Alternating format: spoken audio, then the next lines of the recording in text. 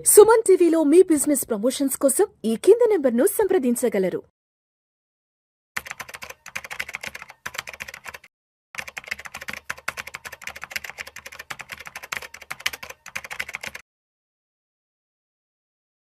ప్రేక్షకులకి మీ రామచంద్రమూర్తి నమస్కారాలు. ప్రధాని మోడీ గారు ఇచ్చిన మూడో పిలుపు ఏంటంటే వర్క్ ఫ్రమ్ హోమ్ చేయండి. ఐటీ కంపెనీస్ అన్నీ మీటింగ్లన్నీ కూడా కొన్ని రోజులు నెలలో వారంలో ఒక రోజు 2 రోజులు వర్క్ ఫ్రమ్ హోమ్ చేసుకోండి అని అన్న మాటకి మొత్తం రియల్ ఎస్టేట్ షేర్లన్నీ కూడా తగ్గుముఖం పడుతున్నాయి. అలాగే గోద్రేజ్ ప్రాపర్టీ అనండి, ప్రెస్టేజ్ అనండి, అలాగే ఈ major real estate mind space ఈ ఆఫీసులు అన్నీ కూడా ఇవి డిమాండ్ తగ్గిపోతుంది అనే భయంతో రియల్ ఎస్టేట్ బెంగళూరు, హైదరాబాద్ డమాల్ అయిపోయింది. సో ఇదేంటంటే బెంగళూరు కానీ రియల్ ఎస్టేట్ కంపెనీలన్నీ సోమవారం ఒక్కసారిగా కుప్పకూలిపోయినాయి.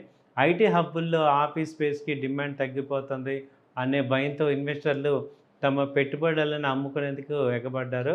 బెంగళూరులో రియాలిటీ షాక్. బెంగళూరు హైదరాబాద్లో మోడీ గారు ప్రసంగించిన మరుసటి రోజే బెంగళూరు మార్కెట్ తీవ్రంగా రియాక్ట్ అయింది. దీంతో బెంగళూరుకు చెందిన ప్రముఖ real estate company prestige estate share దాదాపు 3% పడింది. పురవంకర 2.2, బ్రిగేడ్ 1.7 నష్టపోయాయి. మొత్తం నిఫ్టీ రియల్ ఎస్టేట్ ఇండెక్స్ వచ్చి 2.5% తగ్గింది. దాదాపు 800 పాయింట్లు తగ్గింది. ఆఫీసులకు ఉద్యోగులు రావడం తగ్గిపోతే కమర్షియల్ లీజులు, కొత్త ప్రాజెక్టులపై ప్రభావం పడుతుందనే ఆందోళనతో ఇప్పుడు రియల్ ఎస్టేట్ కంపెనీలన్నీ కూడా ప్రస్తుతానికి ఇబ్బంది పడుతున్నాయి. హైదరాబాద్ మీద కూడా ఎఫెక్ట్ ఉందా అని చూస్తే ఇక్కడ ఐటీ అండ్ రియల్ ఎస్టేట్ కంపెనీలో కూడా ఆందోళన మొదలైంది.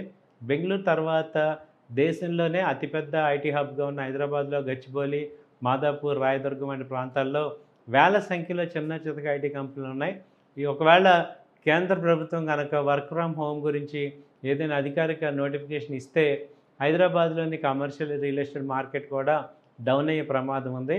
ఈ ఐటీ ఉద్యోగులు ఇళ్ళ నుంచే పనిచేస్తుంటే ఆఫీస్ స్పేస్లో అద్దెలు తగ్గటమే కాకుండా వాటి చుట్టూ ఉన్న హాస్టళ్ళు, హోటళ్ళు, ట్రాన్స్పోర్ట్ మీద ప్రభావం ఉంది.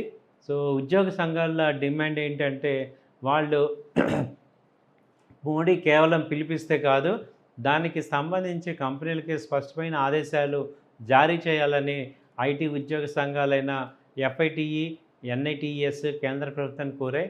ఇరాన్, అమెరికా ఈ యొక్క టెన్షన్స్ వల్ల ఈ క్రూడ్ ఆయిల్ ధరలు విపరీతంగా పెరిగిపోయినాయి. అయితే పెట్రోల్ వాడకాన్ని తగ్గించి ఫారెక్స్ని ఆదా చేయటమే మోడీ ప్లాను. సో ఈ ఆర్థిక దేశభక్తి ప్లాన్ ఐటీ ఉద్యోగులకైతే పాజిటివ్గా ఉన్నా, ఈ కోట్లు కుమ్మరించి భారీ ఆఫీసులను నిర్వహిస్తున్న ఈ యొక్క రియల్ ఎస్టేట్ కంపెనీలకు మాత్రం ఇది చాలా పెద్ద పిడుగుపాటు అయిపోయింది. ఇప్పుడు రేపు ప్రభుత్వం ఎలాంటి అధికారిక గైడ్లైన్స్ ఇస్తుందో అని అటు బెంగళూరు, ఇటు హైదరాబాద్ ఐటీ కార్డాల్లో పెద్ద చర్చ అయితే జరుగుతుంది. ఈ పరిస్థితులు ఎన్నాళ్ళు ఉంటాయి, ఒకవేళ ఎక్కువ కాలంగా ఇదే కొనసాగితే ఇళ్ళ అమ్మకాలు కూడా దెబ్బతింటాయని రియల్ ఎస్టేట్ కంపెనీలు ఆందోళన చెందుతున్నారు. ఎందుకంటే వర్క్ ఫ్రమ్ హోమ్ అంటే వాళ్ళు మనం చూసినట్టు వాళ్ళ పల్లెటూర్లకు వెళ్ళి కూడా అక్కడ చేసుకోవచ్చు. కాబట్టి ఐటీ ఉద్యోగులు ఎక్కడేం చేసుకోవచ్చు. కాబట్టి కరోనా టైంలో ఇక్కడ హైదరాబాద్లో ఇళ్ళని కూడా ఖాళీ చేసేసి పల్లెటూరుకి వెళ్ళిపోయి అక్కడ హ్యాపీగా ఉన్నారు ఐటీ కంపెనీ ఉద్యోగులు. అలాగే ఇక్కడ కూడా చేసే అవకాశాలు కనపడుతున్నాయి. దీంతో ఈ యొక్క ఐటీ రియల్ ఎస్టేట్ అంతా కూడా దెబ్బతినే అవకాశం ఉంది. అటు గోల్డ్ తగ్గించండి అంటే గోల్డ్ కంపెనీలన్నీ కూడా తగ్గాయి, ఇటు ఐటీ కంపెనీలు కూడా తగ్గాయి. సో స్టాక్ మార్కెట్లో అసలే డౌన్గా ఉన్న పరిస్థితుల్లో ఇంకా మార్కెట్లు డౌన్ అయితే దానివల్ల మళ్ళీ ఎఫ్ఐఎస్ కూడా రాకుండా ఇంకా ప్రెషర్ పెరిగే అవకాశాలు కనపడుతున్నాయి. ఎటు చూస్తే ఏంటంటే మార్కెట్లో అంతా కూడా ఒక అన్సర్టనిటీ అయితే క్లియర్ అవుతుంది. సో ఏం చేస్తారు ఈ గవర్నమెంట్ ఏంటనేది వేచి చూడాలి.